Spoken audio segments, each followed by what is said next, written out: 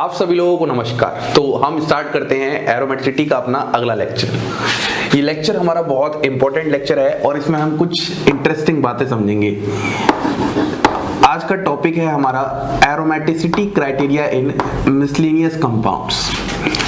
कुछ हमारे पास miscellaneous compounds होंगे, उसमें हम एक एक करके देखेंगे किस तरीके से हम वहां पर एरोमेटिसिटी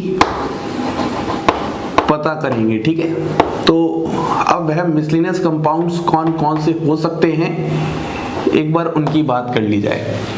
देखो, सबसे पहले जो हम बात करेंगे वो हम बात करेंगे एरोमेटिसिटी क्राइटेरिया इन ऑक्सोकार्बोनिक एसिड कि जो ऑक्सोकार्बोनिक एसिड होते हैं इसमें किस तरीके से एरोमेटिसिटी का पता करेंगे। जो दूसरे होते हैं वह होते हैं मीजो आयनिक कंपाउंड। ये आपने पहले सुने भी हो सकते हैं और नहीं भी सुने हो सकते हैं। मैक्सिमम वो वाले केस होंगे जो आपने आज तक नहीं सुने होंगे, तो आने के क्वेश्चंस आने के चांसेस बन सकते हैं, इसलिए मैं पढ़ा दे रहा हूँ।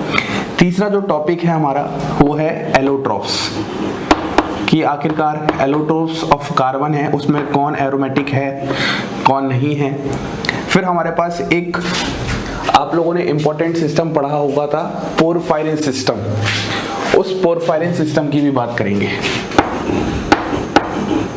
पोरफायरिन्स जनरली ये जो टर्म है आप लोग बायो इनऑर्गेनिक केमिस्ट्री में पढ़ते हो, लेकिन इसमें हम लोग यहाँ पर बात कर लेंगे।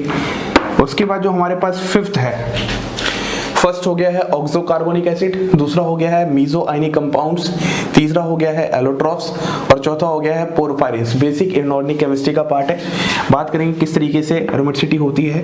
फिर एक पार्ट है bridged aromatic compounds, bridged aromatic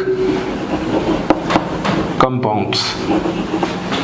फिर जो अगला पार्ट है वह अगला एक बहुत ही फेमस पार्ट है sandwich aromatics, sandwich aromatic compound, sandwich aromatic compound. इसके बाद जो सेवंथ पार्ट है उसमें हम पढ़ेंगे फुलवलीन एंड इट्स रिलेटेड प्रोडक्ट्स। जो आपके पास फुलवलीन सिस्टम्स होते हैं उनकी बात करेंगे और उससे जो भी रिलेटेड प्रोडक्ट होंगे। और फिर एक बहुत ही इंपॉर्टेंट और मिसलेनियस टॉपिक है मेटल क्लस्टर्स। तो ये हमारे पास कुछ टॉपिक्स हैं जिनको हम एक एक करके डिस्कस करने वाले हैं। सबसे पहला क्या है ऑक्सोकार्बोनिक एसिड, फिर क्या है मीजो आयनिक कंपाउंड्स, फिर है allotropes, porphyrins, bridged aromatic compound, sandwich aromatic compound, fulvalene है ना। ये फुलवलीन की मैंने बात की थी आप लोगों से जब मैंने आपको फ्यूज्ड हाइड्रोकार्बन पढ़ाया था, तो उसमें मैंने बताया था थोड़ा सा आपको, एंड इट्स रिलेटेड प्रोडक्ट्स। और लास्ट में है हमारे पास मेटल क्लस्टर्स। तो चलिए सबसे पहले हम लोग शुरू करते हैं ऑक्सोकार्बोनिक एसिड। तो सबसे पहला आपका सवाल यही आ रहा है कि सर आखिरकार ये ऑक्सोकार्बोनिक एसिड क्या होते हैं। देखो, अगर हम ऑक्सोकार्बोनिक एसिड्स की बात करते हैं तो मैं आपके सामने एग्जांपल लिख देता हूं और आप बहुत ही आसानी से पहचान जाओगे किस तरीके से होते हैं। C डबल बॉन्ड O, यहाँ पर OH और यहाँ पर OH, इनको हम बोलते हैं ऑक्सोकार्बोनिक एसिड।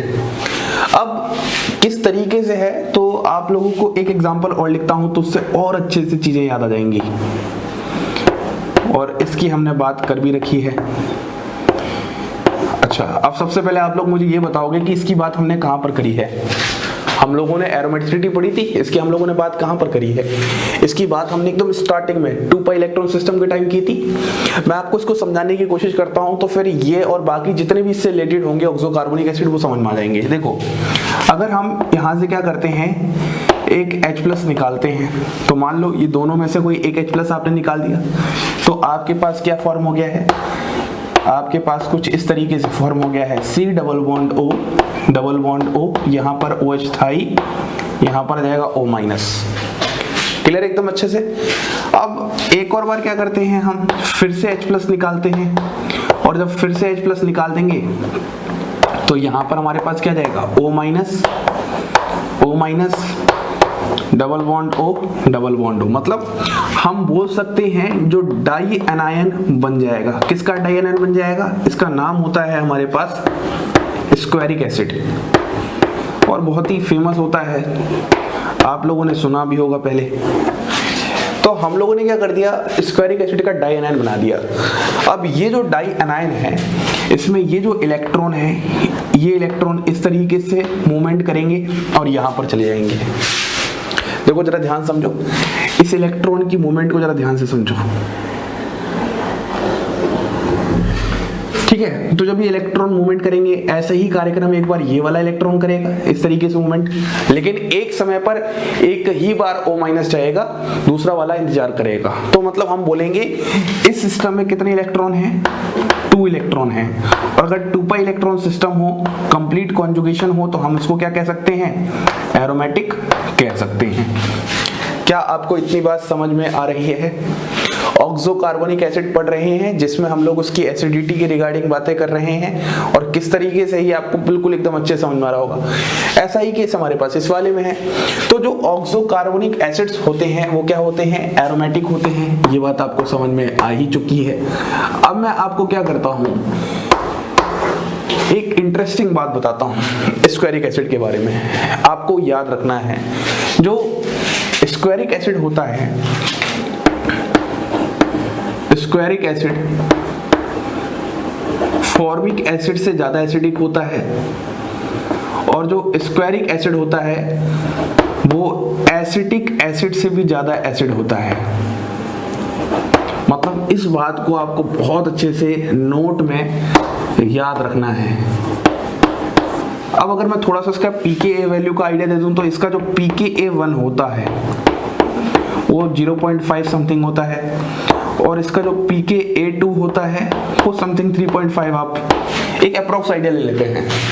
तो जिसका pKa वैल्यू कम होता है उसका एसिडिक कैरेक्टर ज्यादा होता है, ये तो आपको पता है अच्छे से एकदम। तो अगर मैं इनके pKa वैल्यू की बात करता हूं, तो ये समथिंग 3.75 होता है, और ये समथिंग 4.75 होता है। अगर आप तीनों pKa वैल्यू को कंपेयर करोगे तो इसकी pKa वैल्यू सबसे कम है, तो इसलिए सबसे ज्यादा एसिडिक है। उसके बाद फॉर्मिक एसिड है, और फिर एसिटिक एसिड है। अब एक मिसकंसेप्शन होता है कि जो स्क्वेरिक एसिड होता है उसको H2SO4 सल्फ्यूरिक एसिड के बराबर क्या मानते हैं? एसिडिक मानते हैं। लेकिन मैंने बहुत सारी बुक्स पढ़ी, अब बहुत सारे रिसर्च पेपर वगैरह में मैंने देखा, तो वहां पर ये ऐसा कुछ नहीं था कि स्क्वेरिक एसिड को H2SO4 के जस्ट बराबर माना जाए। वो टीचर पढ़ाने के लिए पढ़ा देते हैं और दिल को सुकून लगे उसके लिए बोल देते हैं, क्योंकि अगर मैं इसके pKa वैल्यू की बात करूंगा तो ये समथिंग माइनस में आ जाती है, -0 समथिंग कुछ आ जाती है। अब आप खुद सोचो, इसकी pKa वैल्यू तो किसमें है? 0.5। एक बार आप चेक कर लेना, इसकी वैल्यू तो माइनस में होती है, अब 3 समथिंग ऐसा कुछ होती है, याद नहीं है, लेकिन कंपेयर करो। देखो ये पॉजिटिव वैल्यू और वो नेगेटिव वैल्यू है, तो आप सोचो एक पॉजिटिव वैल्यू का नेगेटिव से क्या, ये तो वैल्यू बहुत कम होगी ना ऑलरेडी, और अगर बहुत कम होगी तो एसिडिक ज्यादा ही होगा उससे। तो सिंपल सी बात है, इस चीज को आप अवॉइड करना। लेकिन हाँ, ये जो मैंने आपको डेटा बताया है, ये डेटा बहुत बहुत इंपॉर्टेंट है, इस बात को आप ध्यान रखना बहुत अच्छे से। तो ये वाली बात थी हमारी ऑक्सोकार्बोनिक एसिड में इनसे रिलेटेड। अब ऐसे ही कुछ और ऑक्सोकार्बोनिक एसिड होते हैं, उनकी बात करते हैं, और फिर मीसो आयनिक कंपाउंड्स की बात करते हैं। तो हम बात कर रहे थे ऑक्सोकार्बोनिक एसिड, तो मैं कुछ सबसे पहले और एग्जांपल्स लिखता हूं ऑक्सोकार्बोनिक एसिड से रिलेटेड, और आप लोग देखिएगा क्या वह एरोमेटिक है या नहीं है। जैसे अगर मान लें एक और एग्जांपल की बात करते हैं, तो वह एग्जांपल हमारे पास कुछ ऐसा है, यहाँ पर इस तरीके से double bond OH OH C double bond O और डबल बॉन्ड O। ऐसे ही अगर एक और एग्जांपल की बात करते हैं, तो हम 6 मेंबर रिंग बनाते हैं, यहाँ पर OH OH double bond O double bond O, इस तरीके से। पॉइंट क्लियर एकदम अच्छे से। और फिर ऐसे ही अगर हम एक 7 मेंबर रिंग का भी बनाते हैं, तो आप ऐसे बहुत सारे बना सकते हो। यहाँ पर OH OH double bond O double bond O double bond O, और इस तरीके से डबल बॉन्ड O। ये आपके पास ऑक्सोकार्बोनिक एसिड है। अब आप ये पता लगाइए क्या ये एरोमेटिक है या नहीं, तो आप आसानी से पता लगा सकते हो, इसमें कुछ नहीं है। तो सभी में 2 पाई इलेक्ट्रॉन सिस्टम है, जिसकी वजह से ये एरोमेटिक है। अब हम बात करते हैं अपना दूसरा टॉपिक जो बहुत इंपॉर्टेंट है, मीसो आयनिक कंपाउंड्स। देखो सबसे पहले अगर हम इसकी बात करते हैं, इसको किसने डिस्कवर किया था या किसने खोजा था, तो हम बात करते हैं बेकर एंड ऑयलेस। 2 साइंटिस्ट थे, बेकर एंड ऑयलेस, उन्होंने किया था। और इनकी 2 क्लास होती हैं इन कंपाउंड्स की, एक तो होती है क्लास ए और एक होती है क्लास बी। ज़्यादा डिटेल में जाने की जरूरत नहीं है, बस इतना ही आपको समझना है। इसमें जो सबसे इंपॉर्टेंट बात होती है, इन तरह के कंपाउंड्स में क्या होता है, 6 पाई इलेक्ट्रॉन सिस्टम होते हैं, मतलब सेक्सटेट होता है यहाँ पर, और जिसकी वजह से ये एरोमेटिक बन जाते हैं। हमें एकदम अच्छे से पता है कि जो भी 6 पाई इलेक्ट्रॉन सिस्टम कंसिस्ट रखता है उसको हम एरोमेटिक कंपाउंड बोलते हैं। ये तो हम लोग बहुत स्टार्टिंग से सीखते हुए आ रहे हैं। तो अब ये जो कंपाउंड आपको दिख रहा है, इसी को हम मीसो आयनिक कंपाउंड कहते हैं। देखो जरा ध्यान से समझना, इस कंपाउंड की खास बात क्या है। सबसे पहली बात, ये कंपाउंड अपने आप में एक इंटरनल सॉल्ट है। अब आप पूछ रहे हो सर इंटरनल सॉल्ट से मतलब क्या है। इंटरनल सॉल्ट से मतलब है मेरा, देखो यहाँ पर माइनस और यहाँ पर प्लस एक ही कंपाउंड में है, इंटरनली ही मौजूद है, इसलिए हम बोल रहे हैं इंटरनल सॉल्ट। उसके बाद जो दूसरी बात है कि यहाँ पर जो आउटर हेटेरो एटम है, देखो आपको हेटेरो एटम तो बहुत दिख रहे हैं, लेकिन इसमें जो आउटर हेटेरो एटम है, जरा ध्यान से देखो, ये वाला, ये जो एटम है, ये एटम कौन सा है आपके पास, आउटर हेटेरो एटम।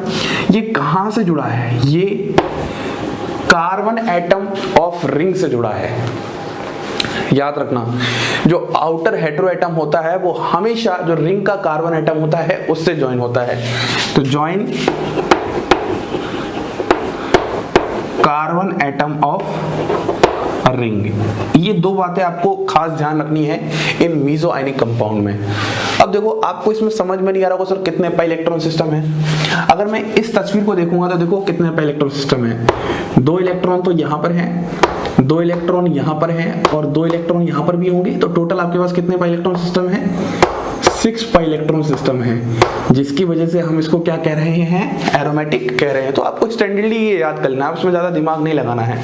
ये कुछ ऐसे स्टैंडर्ड केस हैं जो शायद से आपने आज तक नहीं देखे, और मैं आपको बता रहा हूं, क्या पता नेट गेट में ऐसे क्वेश्चंस आ जाएं जो आज तक नहीं आया, वैसे ही क्वेश्चंस आने के चांसेस होते हैं। इसलिए आपको सब जानकारी होनी चाहिए हर तरीके से। तो ये रिसर्च पेपर से उठाया है, मतलब बहुत मेहनत कर रहा हूँ यार, बहुत अच्छे लेवल पे, जहां पर एक एक चीज पता कर रहा हूँ, कहां पर क्या क्या हो सकती है, किस तरीके से आपको बताने से और अच्छी परफॉर्मेंस हो जाए।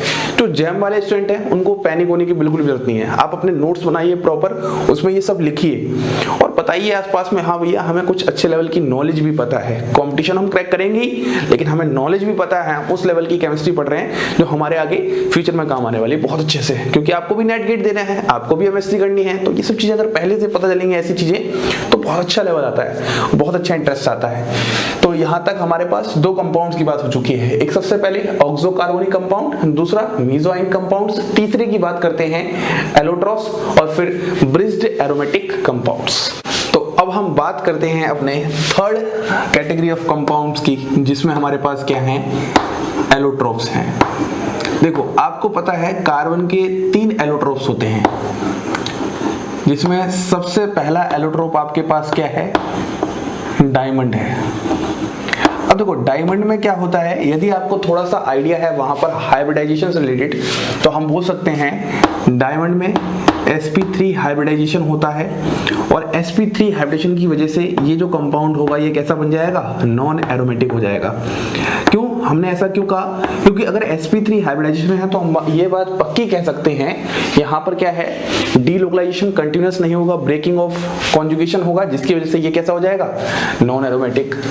अब अगर मैं एलोट्रोप्स में अगले कंपाउंड की बात करता हूं तो उसका नाम होता है हमारे पास ग्रेफाइट।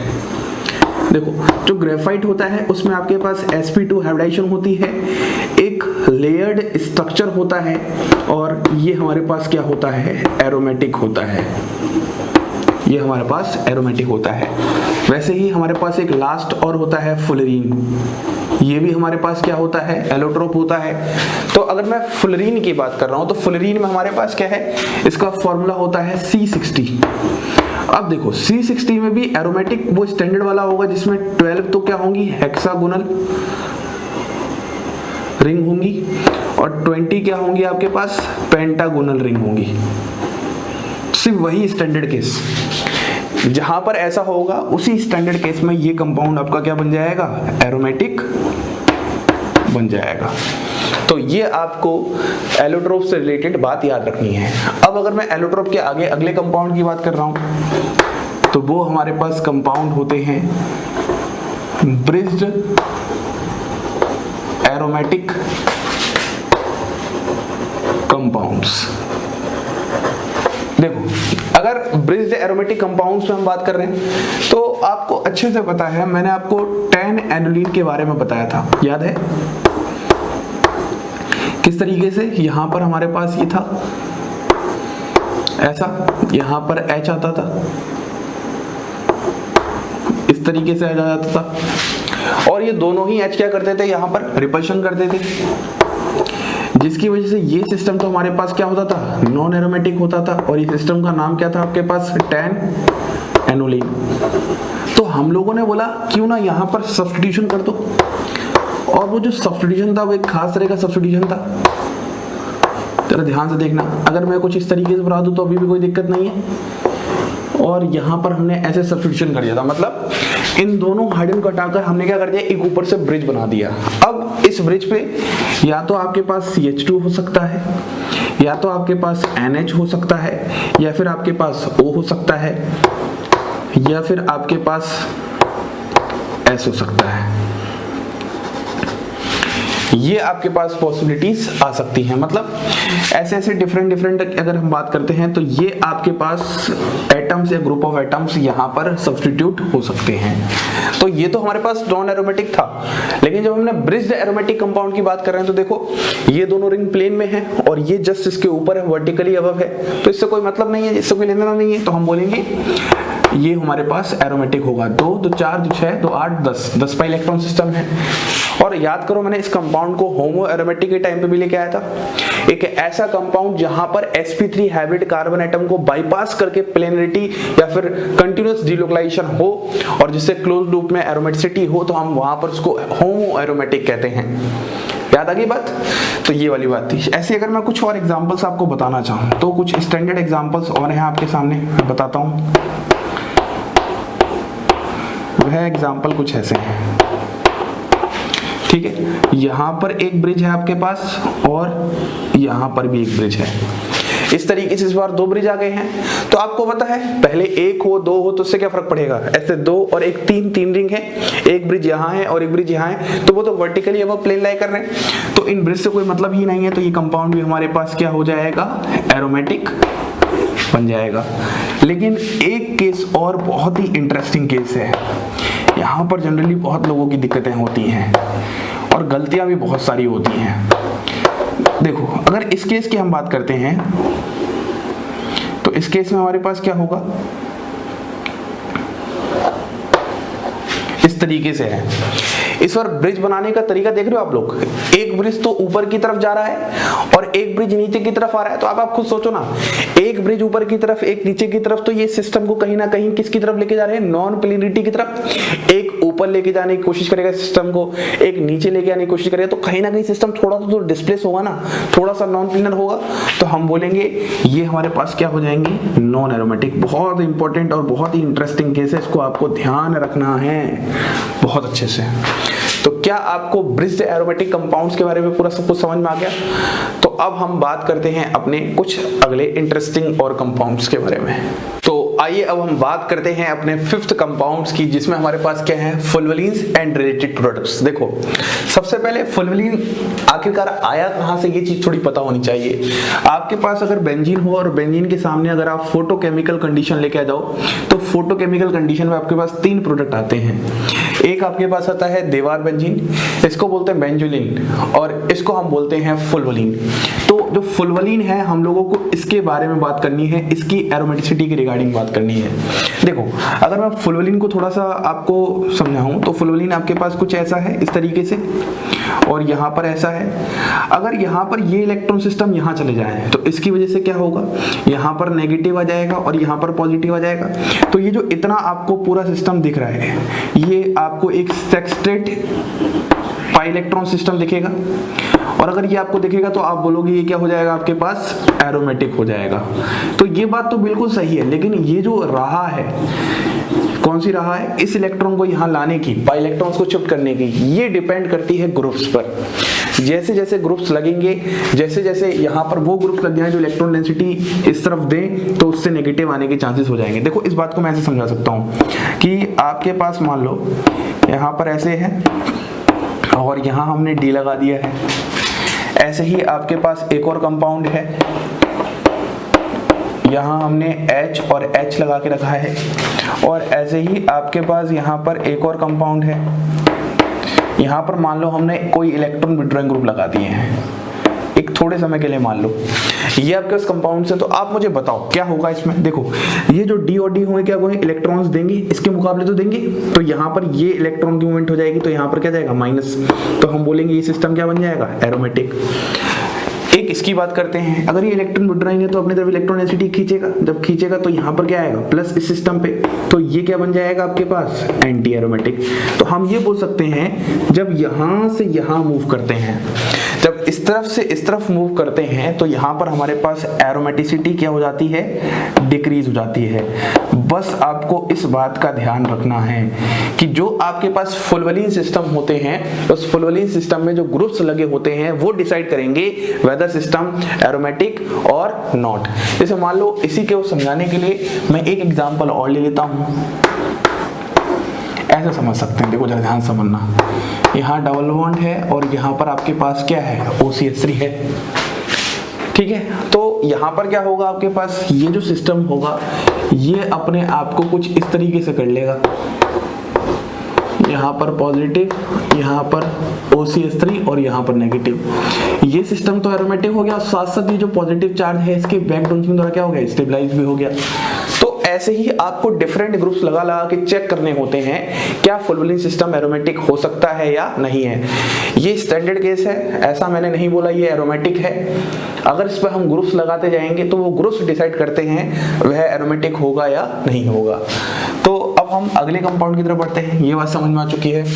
अगला जो कंपाउंड है वो थोड़ा सा बहुत इंटरेस्टिंग केस है, आज तक अभी ऐसा कभी क्वेश्चन आया तो नहीं, लेकिन मैं सारी ही पॉसिबिलिटीज पढ़ा रहा हूँ। मेटल क्लस्टर्स, ये जो है पार्ट रिसर्च पेपर से उठाया हुआ है और माना गया है, तो बस जितना बताऊं उतना आप याद कर लो, और नहीं भी याद करना चाहते हो तो मैंने आपको ऑलरेडी बहुत कुछ बता दिया है, उतना ही याद रखो। जो आपके पास एल्यूमिनियम के मेटल क्लस्टर्स होते हैं वो एरोमेटिसिटी शो करते हैं। जैसे अगर मैं इसके मेटल क्लस्टर की बात करता हूं तो ये हो जाएगा MaL4-। ये जो होता है ये मेटल क्लस्टर क्या होता है, एरोमेटिक इन नेचर होता है। और यहाँ पर जो मेटल हो सकता है या तो Li हो सकता है या फिर Na हो सकता है या फिर K हो सकता है या फिर कॉपर हो सकता है, ये सभी आपके पास मेटल हो सकते हैं। तो बस इतनी बात आपको ध्यान रखनी है मेटल क्लस्टर के केस में। अब हम एक अगला केस, इंटरेस्टिंग केस है बहुत, उसकी बात करते हैं सैंडविच एरोमेटिक्स। कुछ सैंडविच कंपाउंड्स होते हैं वो एरोमेटिसिटी शो करते हैं, उनकी बात करते हैं। तो अब हम बात कर लेते हैं अपने सैंडविच एरोमेटिक कंपाउंड्स के बारे में। देखो नाम से ही समझ में आ रहा होगा सैंडविच टाइप का मतलब कुछ बीच में क्या होगा, दो किसी कंपाउंड्स के बीच में फिक्स्ड होगा, सैंडविच एरोमेटिक कंपाउंड्स। देखो अगर हम सैंडविच एरोमेटिक कंपाउंड्स में एग्जांपल समझते हैं तो सबसे पहला एग्जांपल ही आपके पास होता है फेरोसीन। अब ये जो फेरोसीन है आपके पास, इस फेरोसीन का स्ट्रक्चर कैसा होता है, इस फेरोसीन का स्ट्रक्चर आपके पास कुछ इस तरीके से रहा होता है, ये ऐसे, यहां पर आपके पास Fe होता है और फिर यहां पर ऐसे। अब जो आपके पास सैंडविच एरोमेटिक कंपाउंड्स होते हैं वो भी अलग अलग टाइप्स के हो जाते हैं, वो हम ज्यादा डिटेल में नहीं जाएंगे, जब ऑर्गेनोमेटेलिक केमिस्ट्री पढ़ेंगे मतलब जब मैं कभी बताऊंगा। अब वैसे आप तो ऑर्गेनिक केमिस्ट्री की बात कर रहे हैं अभी हम, तो इसकी बात कर रहे हैं तो हम लोग इसको बोलते हैं सैंडविच एरोमेटिक कंपाउंड। अब देखो ये जो सिस्टम है ये सिस्टम एरोमेटिक है। अब आपको ये समझाने के लिए मैं इसका एक सही अवतार बनाता हूं। जो इसका सही अवतार है वो ये होता है। एक्चुअली आपको तो ऐसा नजर आ रहा है लेकिन ये होता कैसा है, ऐसा। और अगर आप जरा ध्यान से देखोगे तो ये कैसा इलेक्ट्रॉन सिस्टम है, एक सेक्सटेट इलेक्ट्रॉन सिस्टम है, तो जिसकी वजह से हमारे पास यह एरोमेटिक है। तो ये भी हमारे पास एरोमेटिक है, ऐसा ही तो है दिखने वाला। तो ओवरऑल जो हमारे पास कंपाउंड होता है वो एरोमेटिक हो जाता है। इसीलिए ये सैंडविच कंपाउंड क्यों कहलाता है, क्योंकि बीच में क्या है, सैंडविच की तरह बीच में ये फंसा हुआ है दोनों के, और एरोमेटिक तो ये है ही। ऐसे ही अगर मैं दूसरे एग्जांपल की बात करता हूं तो दूसरा एग्जांपल आपके पास क्रोमोसिन। अब आपको नाम में ही फील आ रहा होगा, क्रोमोसिन मतलब क्रोमियम होगा, इस तरीके से। तो देखो ये आपको बेंजीन रिंग दिख रही है, एकदम साफ साफ समझ में आ रही है। तो बेंजीन रिंग है तो इसका मतलब ये भी क्या है, एरोमेटिक है, और ये भी क्या है, एरोमेटिक है। अब अगर मैं एक और केस की बात करता हूं तो एक और एग्जांपल होता है हमारे पास यूरेनोसिन। तो ये देखना, ये केस थोड़ा सा इंटरेस्टिंग है। यहां पे यूरेनियम मेटल होता है,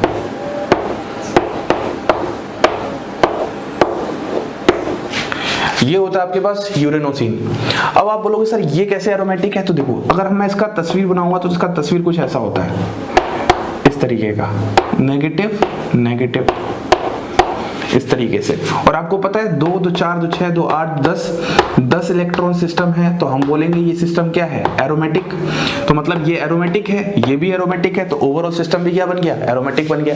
तो ये कुछ एग्जांपल्स हैं। ऐसे ही अगर मैं एक और इंटरेस्टिंग एग्जांपल समझाता हूँ तो वो थोड़ा कुछ ऐसा होता है, यहाँ पर Fe है और यहाँ पर कुछ ऐसे लगा हुआ है। मतलब अगर मैं आपको रियल स्ट्रक्चर बताऊं तो इसका जो सही में स्ट्रक्चर होता है वो ऐसा होता है, FeCO का होल थ्राइस, ये होता है कंपाउंड। यहाँ पर जो लगा है वो ये लगा है। अब इस कंपाउंड की अगर आप बात कर रहे हैं ये कैसे एरोमेटिक, तो देखो इसको आप देखो पहले, इसको, ये एरोमेटिक कैसे, ये एरोमेटिक कैसे है, दिख रहा है, 2 2 4 2 6 इलेक्ट्रॉन सिस्टम है।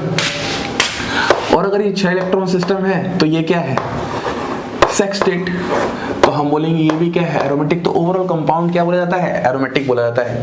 तो ये कुछ खास एग्जांपल्स हैं एरोमेटिक कंपाउंड्स के, जिनको आपको ध्यान देना है, जिनको आपको समझना है बहुत अच्छे से कि हाँ ये क्रोमोसिन है, ये फेरोसिन है, ये यूरेनोसिन है, और ये कुछ ऐसे एग्जाम्पल हैं जिनको आप याद ही करना है। इसमें कुछ चेंज नहीं होने वाला, इसमें कुछ बदलने नहीं वाला। ऐसा नहीं कि आपको मेटल बदल के कुछ और दूसरा मेटल दे देगा, अरे भाई ऐसे क्वेश्चन नहीं बनेंगे। आपको पता होना चाहिए फेरोसिन क्या है, स्ट्रक्चर क्या है उसका, यूरेनोसिन का स्ट्रक्चर क्या है, उसमें कौन सा कंपाउंड्स के बीच में वो सैंडविच की तरह बना हुआ है। तो मतलब ये सारी बातें हैं। एक लास्ट बात और करते हैं अपने इस पूरे टॉपिक की, वो है पोरफायरिन सिस्टम, जो कि बायो इनऑर्गेनिक केमिस्ट्री की जान होती है। पोरफायरिन के बारे में बहुत सारी बातें आपने पहले सुनी भी होगी, अगर आप एमएससी में हो, बीएससी वाले आप लोग अभी सुनोगे, बायो इनऑर्गेनिक केमिस्ट्री में आता है, बहुत ज्यादा इंपॉर्टेंट पार्ट है। तो उसी की बात करते हैं। तो आइए अब हम बात कर लेते हैं पोरफायरिन सिस्टम की। देखो ये आपके पास एक डायग्राम है, बहुत डरावना सा लग रहा होगा, लेकिन यहाँ पहली बात घबराने की बिल्कुल भी जरूरत नहीं है। देखो यहाँ पे अगर आप थोड़ा सा ध्यान दो तो ये आपको एक एनुलिन टाइप का सिस्टम लग रहा होगा। ऐसे सिस्टम ही थोड़े से एनुलिन टाइप के होते हैं, जहाँ पे अल्टरनेट सिंगल डबल बॉन्ड होते हैं। तो हमेशा आप ये बात याद रखो कि जो एनुलिन सिस्टम होते हैं उनमें हमेशा क्या करते हैं हम लोग, शॉर्टेस्ट डिस्टेंस लेते हैं, शॉर्टेड डिस्टेंस लेते हैं कॉन्जुगेशन को कंप्लीट करने के लिए। मतलब हम लोग यहाँ पर बात कर रहे हैं एक तरीके से पेरिफेरल एरोमेटिसिटी की बात कर रहे हैं, ठीक है। पेरिफेरल एरोमेटिसिटी की बात कहीं ना कहीं हो रही है इसी से, ठीक है। तो इस सिस्टम अगर आप जरा ध्यान से देखोगे जो मैं दिखाना चाहता हूं, अगर आप यहां से देखना स्टार्ट करो इस सिस्टम को, यहां से इस तरीके से, जो मैं यहां पर ऐसे बना रहा हूं, अगर आप देखना स्टार्ट करोगे तो यहां पर आपके पास ये सिस्टम ऐसा दिखेगा। यहां से ये जो मैंने थोड़ा सा डार्क किया हुआ है, मतलब इतना सिस्टम अगर आप देखोगे तो यही आपके पास एक शॉर्टेड डिस्टेंस जहां पे कॉन्जुगेशन अच्छे से हो रहा है। और यहाँ पे अगर पाई इलेक्ट्रॉन सिस्टम गिनोगे तो देखो 2 2 4 2 6 2 8 2 10 2 12 2 14 2 16 और 2 18। तो मतलब यह है एक 18 पाई इलेक्ट्रॉन सिस्टम है, और क्योंकि ये 18 पाई इलेक्ट्रॉन सिस्टम है तो ये क्या हो जाएगा आपके पास, एरोमेटिक हो जाएगा। बस इतनी सी बात मुझे आपको इस डायग्राम में अच्छे से समझानी थी, कौन सा आपको पाथ किस तरीके से चूज करना है और क्या सही होने वाला है। ये हमारे पास था आज का पूरा टॉपिक, जहां पर मुझे कुछ मिसलेनियस कंपाउंड्स आपको बताने थे और आपको सच में इंटरेस्टिंग लगा होगा। आज मैंने वो सारी बातें बताई हैं जो आज तक आपने नहीं सुनी होंगी, ना ही देखी होंगी, ना ही कभी किसी बुक्स में पढ़े होंगे, ना आपने इतने सारे यूट्यूब चैनल पे भागते रहते हो उस पर कभी कुछ देखा होगा। तो इसीलिए मैं आपको एक बात कहता हूं, आप अगर मुझ पे भरोसा कर रहे हो तो सिर्फ मुझ पर ही करो। वो चीजें आपको दूंगा, वो कॉन्सेप्ट आपको सिखाऊंगा जो आपको कहीं और नहीं मिल रहे होंगे, इतना भागने के बावजूद, इतना सब कुछ करने के बावजूद। इसीलिए एक ट्रस्ट फैक्टर बहुत ज्यादा मैटर करता है लाइफ में। अगर हम पढ़ रहे हैं तो उस समय तो सबसे ज्यादा मैटर करता है हमारे लिए। तो आप टेंशन मत लो, जिस तरीके से मैं आपको एरोमेटिसिटी टॉपिक में भी, जो एकदम सबसे बकवास टॉपिक कहा जाता है, सबसे इजी टॉपिक कहा जाता है, उसको भी मैं अगर इतना इंटरेस्टिंग बना सकता हूं, इतने इंपॉर्टेंट कॉन्सेप्ट बता सकता हूं, तो जो सच में टॉपिक्स कहलाएंगे, स्टीरियोकेमिस्ट्री हो गया, आगे रिएजेंट्स हो गए, नेम रिएक्शंस हो गए, उन टॉपिक को किस लेवल तक लेके जाने वाला हूं। और सबसे बड़ी बात तो आप लोग इतने समझदार हो ही, YouTube चैनल पर सारे वीडियो लेक्चर्स देख के ही आए होगे, या तो फिर कहीं से अच्छे से सुना ही होगा कि हाँ भैया सर सही पढ़ाते हैं। तो ये सब वो बातें हैं जो आज के लेक्चर में मुझे बोलने का मन कर रहा है आप लोगों से। तो इसके बाद अब हम 2 लेक्चर्स और है हमारे पास, इसमें एक लेक्चर में तो मैं पूरा का पूरा रिएक्शंस रिलेट करूंगा एरोमेटिक कंपाउंड्स को, किस तरीके से रिएक्शंस की वजह से एरोमेटिसिटी आ सकती है, और एक जो हमारा अगला पार्ट होगा उसमें मैं क्रेक्स रूल और एनिलेशन इफेक्ट, जो कि आपके आगे जीओसी के पार्ट सब में बहुत ज्यादा काम आने वाली है। इसी के साथ आप सभी लोगों को धन्यवाद।